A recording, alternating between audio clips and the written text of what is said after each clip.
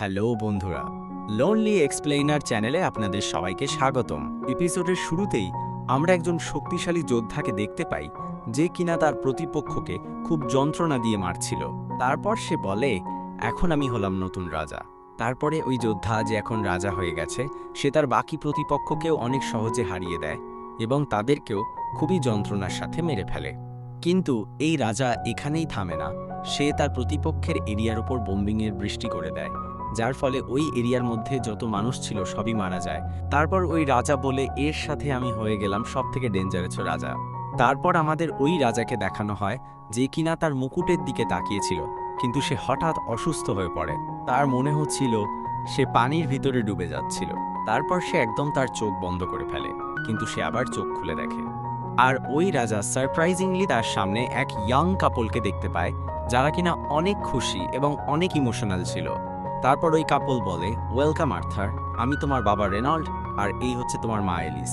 আর এটা শুনেই রাজা, যে এখন আর্থার হয়ে গেছে, সে বুঝে যায় যে সে এখন নতুন লাইফে রিবর্ন হয়েছে। আর্থার এখন একটা বাচ্চা নাকি একটা রাজা, আর্থারের মাথায় এখন কিছুই ঢুকছিল না। আর্থার মনে মনে ভাবছিল যে আমি এতগুলো যুদ্ধ জিতেছি শুধু একটা বাচ্চার রূপে রিবর্ন হওয়ার জন্য। কিন্তু তারপর তার প্যারেন্টস রেনল্ড আর এলিস আর্থারকে আদর করা শুরু করে। আর এদিকে আর্থার তার মনে মনে ভাবছিল, আরে এরা আমাকে এত আদর করছে কেন? যাই হোক, আমি এনজয় তো করছি, কিন্তু এই শরীরে আমার অনেক আনকমফোর্টেবল লাগছে, আমি এর ভিতর থেকে বের হতে চাই। আর তারপর আর্থার বিছানায় পটি করে দেয়, যেটা দেখে আর্থারের মা এলিস আর্থারের অনেক ভালোভাবে কেয়ার করে, যেটা আর্থারের জন্য অনেক স্ট্রেঞ্জ ছিল। কিন্তু আর্থার তখন এমন কিছু দেখে যা দেখার পর আর্থার অবাক হয়ে যায়, কারণ আর্থারের বাবা রেনল্ড তার শরীরের ভিতর থেকে একটা ম্যাজিক্যাল পাওয়ার বের করে, যার সাহায্যে রেনল্ড একটা বড় পাথরকে টুকরো টুকরো করে ফেলে। কিন্তু ওই পাথরের টুকরোর মধ্যে থেকে একটা টুকরো রেনল্ডের মাথায় এসে লাগে, কিন্তু তখন এলিস এসে তার হিলিং ম্যাজিক ব্যবহার করে রেনল্ডকে হিল করে দেয়। এই সব জিনিস আর্থারকে ফ্যাসিনেট করে দেয়। আর্থার এই নতুন দুনিয়ার জন্য অনেক বেশি এক্সাইটেড ছিল। তারপর আমাদেরকে দেখানো হয় আর্থারের বাবা রেনল্ড বড় বড় বিস্ট মনস্টারকে খুব সহজে হারিয়ে দেয় তার ম্যাজিক্যাল পাওয়ার দিয়ে। আর্থারের জন্য এইগুলো খুবই নতুন ছিল, তার জন্য আর্থার তার আশেপাশে যা কিছু ঘটছিল তার থেকে জ্ঞান লাভ করছিল। আর তারপর এলিস আর্থারকে বলে, আর্থার চলো, তোমার এখন ঘুমানোর সময় হয়ে গেছে, তুমি একটু ঘুমিয়ে নেও। আর আর্থারেরও ঘুম আসা শুরু করে তখনই। আর্থার তার পাস্ট লাইফের কথা চিন্তা করে, যেখানে আর্থারের শান্তিতে ঘুমানোর স্বাধীনতা ছিল না, কারণ সব সময় তাকে মারার জন্য কেউ না কেউ এসেই পড়ত। কিন্তু এখন দিন যাওয়ার সাথে সাথে আর্থার একটু বড় হয়ে যায়। আর্থার এখন হামাগুড়ি দিয়ে একটি আয়নার সামনে গিয়ে দাঁড়ায়, যেখানে সে প্রথমবার তার ফেস দেখে আর মনে মনে বলে, তো এই হলো ছোট্ট আর্থার।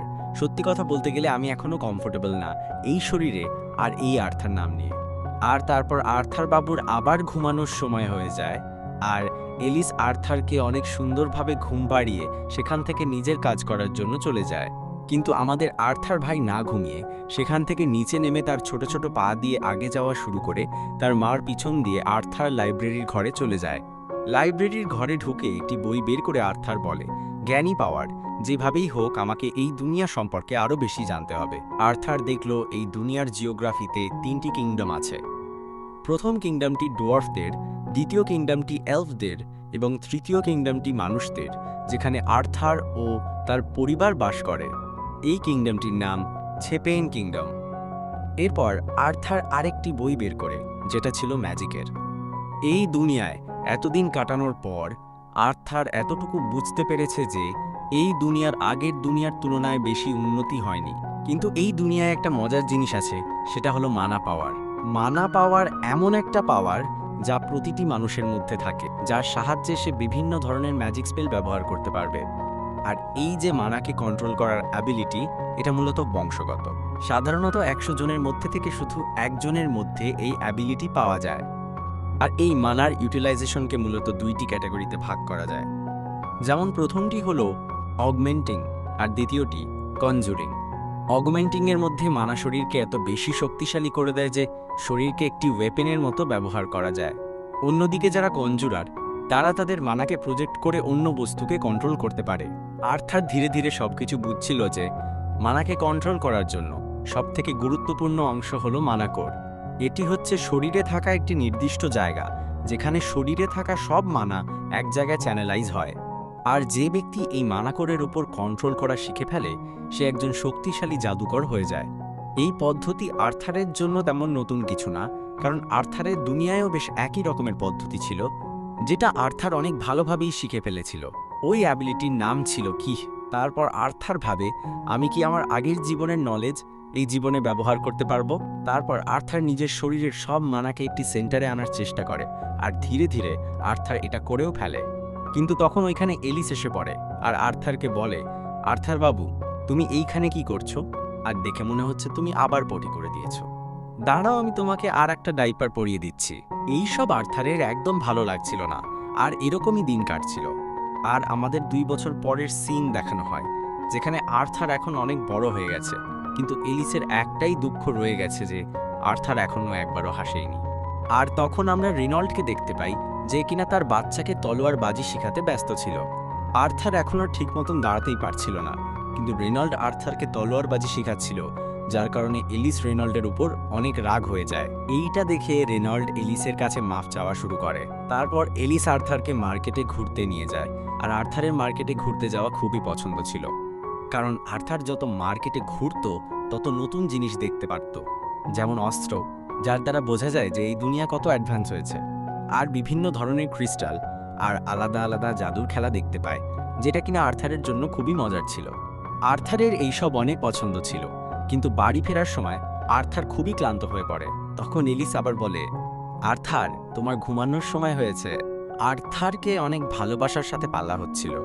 আর্থারের এইসব অনেক নতুন লাগছিল, কারণ আর্থারের আগের জীবনে এইরকম ভালোবাসা কখনো পায়নি। আর্থার তার আগের জীবনে অনাথ ছিল, তার মা বাবা কেউ ছিল না, তাই এই জীবনে আর্থার যতটুকু ভালোবাসা পাচ্ছিল সেইটা তার জন্য খুবই নতুন ছিল। আর কোথাও না কোথাও তার এটা মনে হচ্ছিল যে তার এই ভালোবাসা খুবই দরকার ছিল। তারপর আর্থারকে দেখি যে তার বাবার ট্রেনিং করা দেখছিল, যেখানে রেনল্ড তার মানা পাওয়ার দিয়ে পুরো জায়গাকে কাঁপিয়ে ফেলছিল। আর্থার তার বাবাকে ট্রেনিং করতে দেখছিল আর নিজেকে অনেক ভাগ্যবান মনে করছিল। আর্থার অনেক বেশি ফ্যাসিনেটেড ছিল তার বাবার এই পাওয়ার দেখে।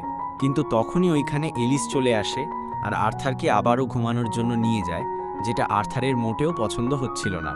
কিন্তু এলিস যখন আর্থারকে বুক শেলফের সামনে দিয়ে নিয়ে যাচ্ছিল, তখনই আর্থার জেদ করা শুরু করে ওই বই আবার পড়ার জন্য।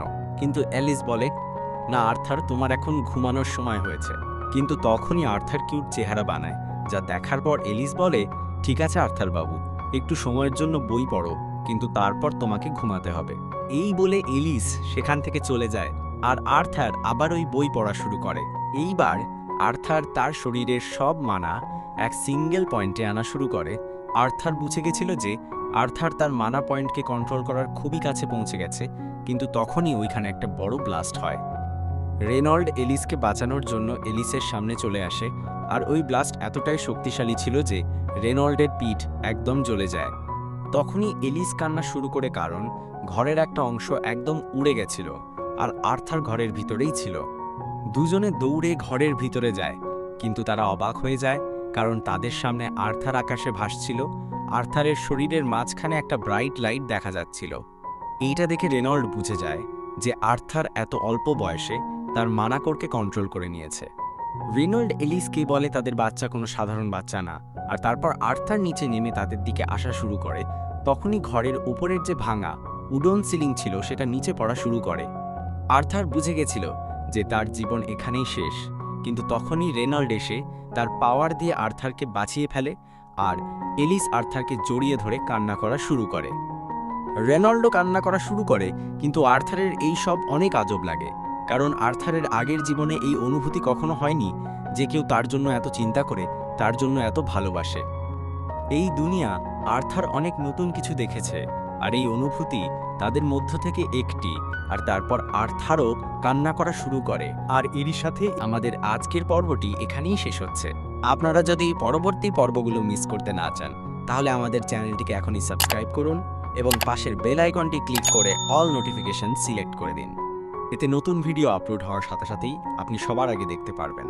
আর হ্যাঁ, ভিডিওটি ভালো লাগলে লাইক দিতে ভুলবেন না। টেক কেয়ার অ্যান্ড আল্লাহ হাফেজ গাইজ।